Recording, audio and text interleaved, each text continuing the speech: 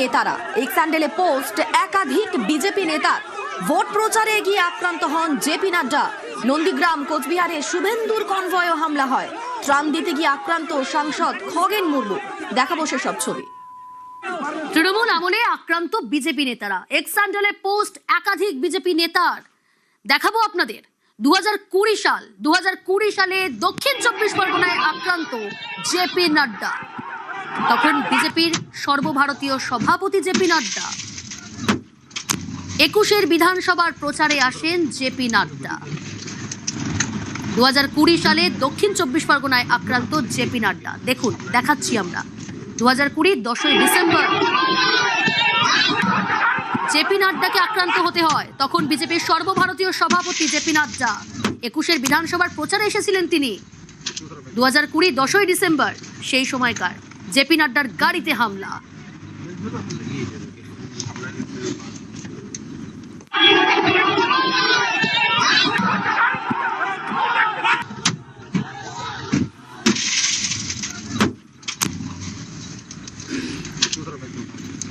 Newsroom থেকে সরাসরি আমার সঙ্গে রয়েছে নিউজ 8 এর অয়ন ভট্টাচার্য। অয়ন, বিজেপি নেতাদের ঠিক কি অভিযোগ? কারণ তৃণমূল আমলে আক্রান্ত বিজেপি নেতারা এক্স হ্যান্ডেলে পোস্ট করছেন একাধিক বিজেপি নেতারা, কি অভিযোগ করছেন তারা? আসলে বিজেপি সভাপতি শ্রমিক ভট্টাচার্য যেটা বললেন, যেটা গণতান্ত্রিক পরিবেশের পক্ষে এই দৃশ্যটা সঠিক নয় এবং বিজেপির দূর সম্পর্ক নেই, কোনো কর্মী বিজেপি কর্মী যুক্ত নেই।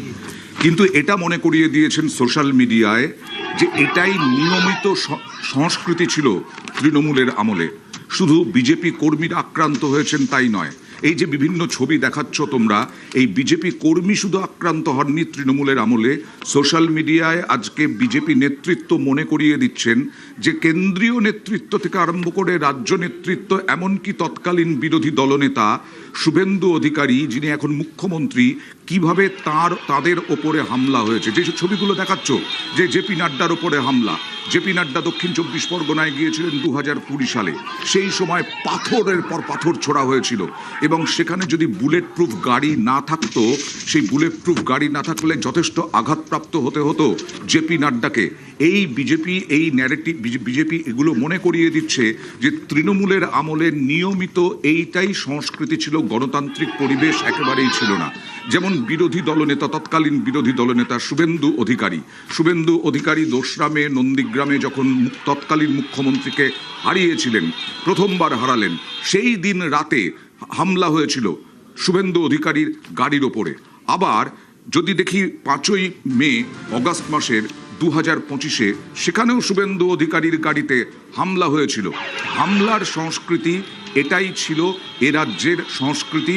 এটাই বোঝাতে চেয়েছেন বিজেপি নেতারা বারবার, যে 10ই ডিসেম্বর জেপি নাড্ডার উপরে যেমন হামলা হয়েছিল, খগেন মুর্মু, শঙ্কর ঘোষ, আমরা দেখেছিলাম উত্তরবঙ্গে গিয়ে শঙ্কর ঘোষ একেবারে ধাক্কা খেলেন, খগেন মুর্মুর মুখ ফাটিয়ে দেওয়া হলো। এইটাই বোঝানোর চেষ্টা করছেন বিজেপি নেতারা।